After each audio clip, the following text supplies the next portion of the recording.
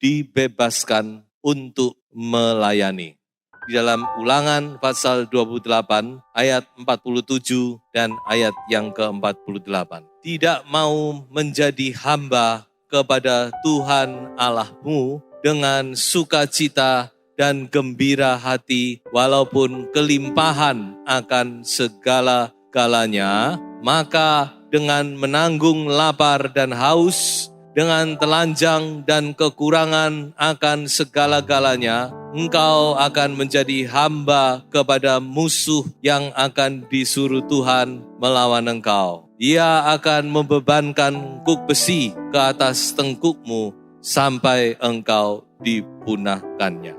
Dua ayat ini adalah satu peringatan yang sangat keras yang disampaikan oleh Musa kepada bangsa Israel sebelum mereka mewarisi tanah Kanaan. Jadi Musa memberikan satu peringatan yang sangat keras. Lewat dua ayat ini kita bisa mengerti satu hal. Apa tujuan Allah melepaskan bangsa Israel dari Mesir? Apa sebenarnya tujuan Allah melepaskan bangsa Israel dari tangan Firaun, dari tempat perbudakan di Mesir? Tidak lain dan tidak bukan supaya mereka menjadi hamba Tuhan. Jadi mereka dilepaskan dari tangan Firaun, dari perhambaan Firaun. Tuhan ingin supaya mereka sekarang menjadi hamba Tuhan. Dan dikatakan oleh Musa bahwa menjadi hamba Tuhan itu enak, bahagia, tidak akan berkekurangan dikatakan.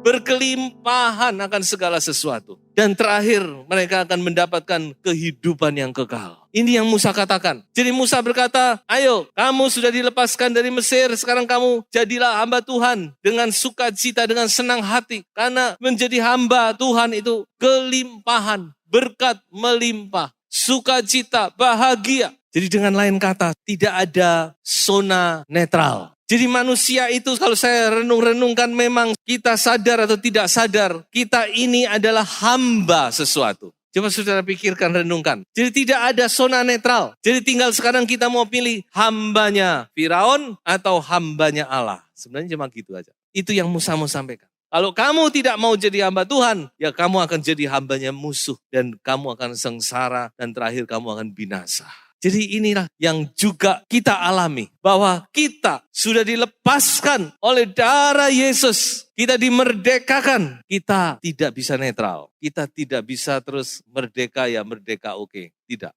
Setelah merdeka kita harus menjadi hambanya Tuhan. Harus melayani. Makanya itu jujur firman Tuhan dibebaskan untuk melayani. Inilah tujuan Allah kepada kita semua. Jadi ingat bahwa kita ini dibebaskan dengan satu tujuan untuk melayani. Saya akan mengajak kita untuk melihat sejenak. Apa sebenarnya kebebasan yang saudara dan saya terima ini? Apa hakikat dari kebebasan ini? Apa intinya? Apa arti sebenarnya? Supaya saudara dan saya semakin mengerti. Yang pertama, kebebasan yang kita terima itu adalah kebebasan yang sungguh. Jadi kebebasan yang kita terima itu adalah sungguh-sungguh liberty, sungguh-sungguh freedom yang sesungguhnya. Makanya Tuhan Yesus berkata, kalau anak itu memerdekakan kamu, maka kamu sungguh-sungguh merdeka, benar-benar merdeka. Mengapa kok Tuhan Yesus katakan demikian? Mengapa Tuhan Yesus katakan bahwa kemerdekaan yang diberikan kepada orang percaya itu adalah kemerdekaan yang sesungguhnya? Kita harus mengerti hari ini. Karena Tuhan Yesus langsung masuk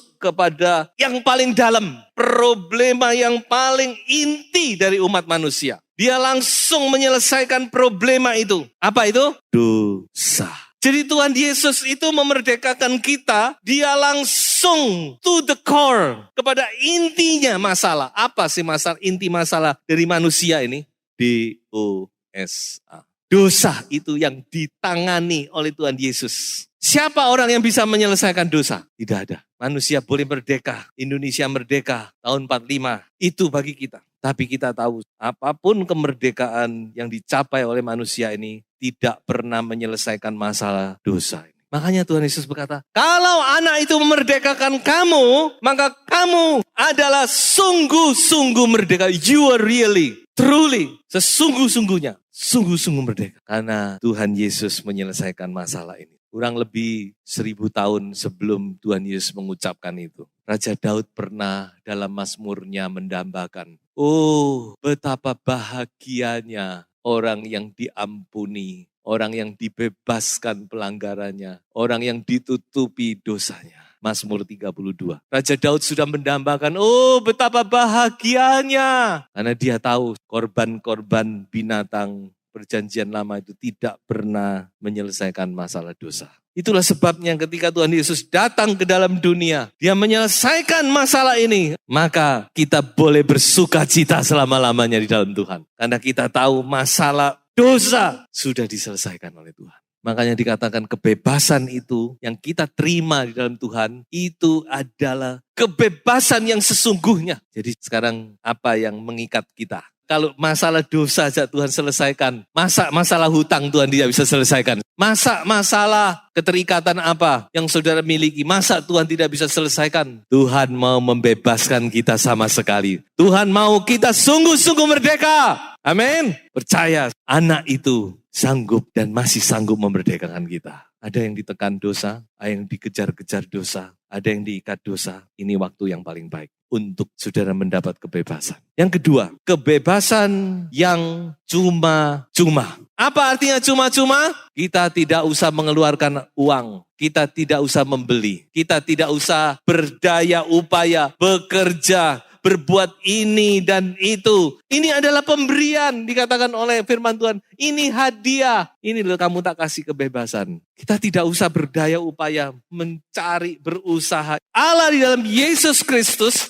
Dia memberi. Ini loh kamu tak bebaskan sekarang. Cuma-cuma. Tinggal terima. Haleluya. Apa enggak kita bersuka cita, bersyukur, bersorak-sorai di dalam Tuhan. Mengapa kok Tuhan kasih dengan cuma-cuma? Kok Tuhan enggak suruh kita berbuat ini dan itu? Satu hal yang perlu kita mengerti, karena harganya itu sangat mahal. Dan kita tidak mungkin bisa membeli kebebasan. Itu juga sudah dinubuatkan di dalam Mazmur 49 ayat 8 dan 9. Penulis Mazmur sudah ngomong, siapa yang bisa membayar harga pembebasan nyawanya? Tidak ada seorang pun yang bisa membayar. Seberapapun harta kita taruh, kita tukar dengan kebebasan nyawa kita, tidak bisa. Karena terlalu mahal. Karena sudah terlalu mahal, Tuhan bilang, ya sudah, kamu toh tidak akan bisa beli. Tak kasih aja, mau enggak? Ingat dengan cerita perumpamaan di Matius 18, tentang seorang yang berhutang kepada raja. Coba ya, kita sedikit menoleh. Di dalam Matius 18 ayat 24, setelah ia mulai mengadakan perhitungan itu, dihadapkannya kepadanya seorang yang berhutang 10.000 talenta. Berapa besarnya 10.000 talenta? Memang kita sudah tidak bicara talenta sekarang ya. Tapi saudara harus tahu, 1 talenta itu nilainya adalah 6.000 dinar. Menurut kamus Alkitab. Jadi kalau 10.000 talenta nilainya berapa saudara? 60 juta dinar. Betul? 60 juta dinar itu seberapa? Saya mau beri gambaran kepada saudara-saudara. Upah atau gaji buruh waktu itu, 1 hari itu adalah sedinar. Itu gaji buruh, gaji pekerja lah yang umum. Kita pakai patokan ini aja. Berarti kalau 60 juta dinar, orang ini harus kerja berapa hari saudara? 60 juta hari kerja. Kalau 1 tahun orang itu anggaplah 360 hari kerja. Hari Minggu dia tetap kerja, tetap lembur. Dia akan harus bekerja berapa lama untuk bisa membayar utangnya? 165 tahun. Makanya dikatakan sampai selama-lamanya orang ini tidak akan bisa bayar. Bagaimanapun caranya dia tidak akan bisa bayar. Oleh sebab itu raja itu berkata, oke, aku bebaskan hutangmu. Karena kita nggak bisa bayar. Tuhan berkata, aku beri pengampunan. Aku beri kebebasan. Haleluya. Makanya kebebasan itu cuma-cuma. Paulus bilang, bukan hasil kerja kita. Supaya kita nggak ada satu orang pun yang memegahkan diri. Itu cuma pemberian. Cuma kasih karunia Allah. Yang ketiga, kebebasan yang Tuhan beri itu adalah kebebasan yang mahal. Jadi kita sudah lihat tadi yang cuma-cuma ini bukan karena ada orang ngasih cuma-cuma itu karena barangnya murah. Bonus kasih. Ini kebebasan yang mahal. Yang cuma-cuma itu bukan murahan, tetapi saking mahalnya. Karena apa harganya? Firman Tuhan berkata, harga pembebasan itu adalah darah Yesus. Darah anak Allah yang tidak bercacat celah. Karena ini adalah darah, nyawa diberikan. Anak Allah yang tidak bercacat celah datang untuk mencurahkan darahnya. Itu Petrus berkata apa? Harga pembebasan itu mahal. Sangat-sangat mahal. Kalau saudara dan saya ada di dalam hadirat Tuhan, merasakan kebaikan Tuhan, ingat karena ada darah yang mahal yang sudah dicurahkan di atas Kalvari. Bukan ujuk-ujuk, bukan begitu saja, tapi ini perjuangan nyawa diberikan. Ini satu kebebasan yang sangat-sangat mahal. Jadi saya mau kita sama-sama mengerti kebebasan yang kita terima itu kebebasan yang kayak apa. Pertama dikatakan itu kebebasan yang paling hakiki, yang sesungguhnya, yang membebaskan, membuka belenggu kita, membereskan masalah yang paling dasar, yaitu dosa. Kita benar-benar diampuni, menjadi orang benar di hadapan Allah. Dan kebebasan itu kita terima dengan cuma-cuma, pemberian aja. Dan kita harus mengerti harganya sangat mahal. Lalu sekarang kita mau berpikir dengan begitu apa konsekuensinya? Apa yang Tuhan harapkan dari kita yang sudah dibebaskan ini? Nah ini tentu toh masuk akal ya. Kalau kita sudah terima sesuatu, tentu kita pikir, waduh apa ya kita mau balas budi apa ya? Kita juga mau merespon ini. Kita mau tahu Tuhan sudah berikan ini taruhan nyawa ini sudah diberikan kepada kita. Lalu apa? Apa yang Tuhan minta? Apa? Ada 3 hal yang penting yang perlu kita mengerti. Yang pertama yaitu jangan berbuat dosa lagi. Mari kita ingat ini, camkan ini. Apa yang Tuhan mau dari kebebasan ini, Tuhan tidak banyak-banyak kok maunya itu. Tuhan tidak minta ini dan itu yang aneh-aneh, yang neko-neko. Tuhan cuma pesan satu, anakku jangan berbuat dosa lagi. Sudah tentu tahu lah cerita ini. Seorang wanita yang tertangkap basah sedang melakukan perbuatan zina. Betapa dia merasa sangat malu, bercampur marah. Dan yang paling dia rasakan adalah apa? Dia ketakutan karena dia tahu apa konsekuensinya. Sebentar lagi dia akan turun ke satu lubang di situ dan dia akan dirajam sampai mati. Dalam keadaan yang begitu picik dia dibawa kepada Yesus. Dan orang mulai bertanya kepada Yesus. Tuhan Yesus, menurut Taurat Musa, wanita ini harus mati. Bagaimana menurut pandangan Anda? Tuhan Yesus tidak ngomong apa-apa. Dia cuma membungkuk menulis.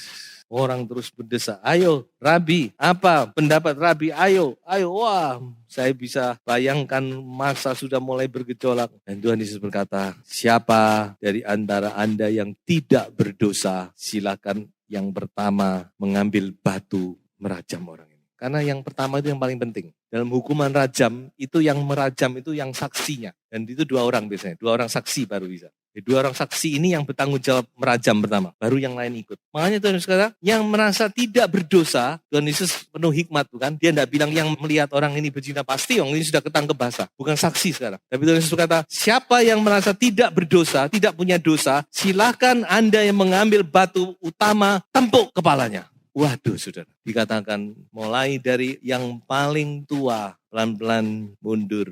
Diikuti yang setengah tua, diikuti yang setengah baya. Akhirnya semua nyingkri, saudara-saudara.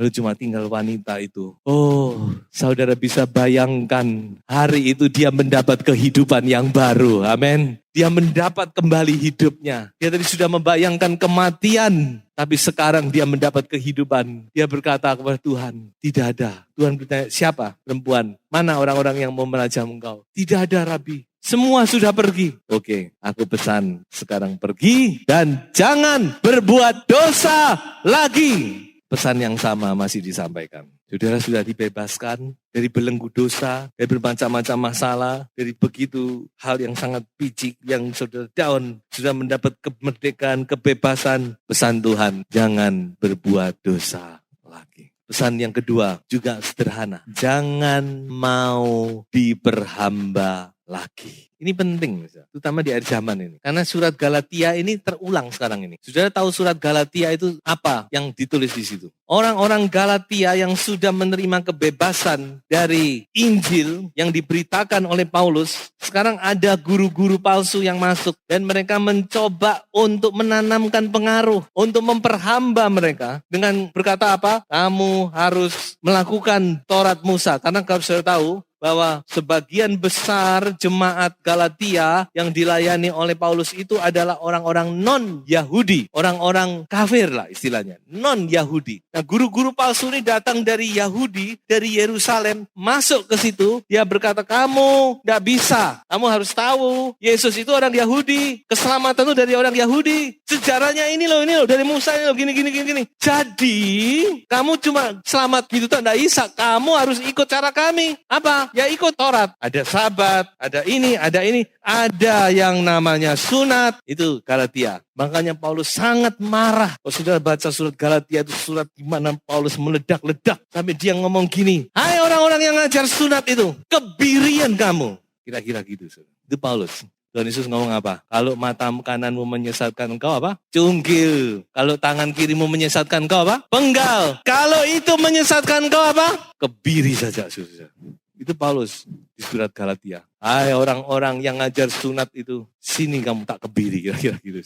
Nah ini zamannya orang mau mengajar hal-hal yang aneh-aneh untuk kembali membatasi kebebasan kita dalam Kristus. Saya tidak akan menguraikan panjang lebar di situ, tapi saya mohon saudara benar-benar waspada, hati-hati. Semua pengajaran yang tidak membawa Anda secara pribadi kepada Kristus, tapi kepada manusia, saudara harus hati-hati. Saudara, kebebasan saudara itu sudah tuntas. Tidak perlu lagi ditambahi ini dan itu. Paulus sampai ngomong apa? Kalau toh kami ngajar Injil yang salah, terkutuk kami ini. Itu Galatia. Makanya Paulus terakhir berkata apa? Kamu sudah dimerdekakan. Supaya merdeka, kamu supaya benar-benar merdeka. Kristus yang memerdekakan kamu. Sebab itu jangan mau lagi diperhamba. Jadi kita benar-benar harus benar-benar sungguh-sungguh kita percaya menikmati kebebasan yang sesungguhnya dari Tuhan. Sudah tidak perlu takut lagi. Tidak ada kutuk. Perhatikan, firman Tuhan berkata, nyanyian juga berkata, tak ada kutuk mengikatku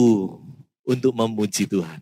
Hati-hati dengan bacaan-bacaan tentang kutuk ya. Termasuk juga masih ada orang-orang percaya yang masih dibatasi kebebasannya dengan hari-hari, dengan ini, dengan hal-hal sedemikian. Coba ya dibaca ya. Mari kita lihat sejenak di dalam Galatia pasal 4 ayat 9 sampai 11. Tetapi sekarang sesudah kamu mengenal Allah, atau lebih baik sesudah kamu dikenal Allah, bagaimanakah kamu berbalik lagi kepada roh-roh dunia yang lemah dan miskin dan mau mulai memperhambakan diri lagi kepadanya? Kamu dengan teliti memelihara hari-hari tertentu, bulan-bulan, masa-masa yang tetap dan tahun-tahun. Aku khawatir kalau susah payahku untuk kamu telah sia-sia. Saudara, benar-benar dibukakan pikiran saudara oleh Roh Kudus, oleh firman Allah, sudah terlepas.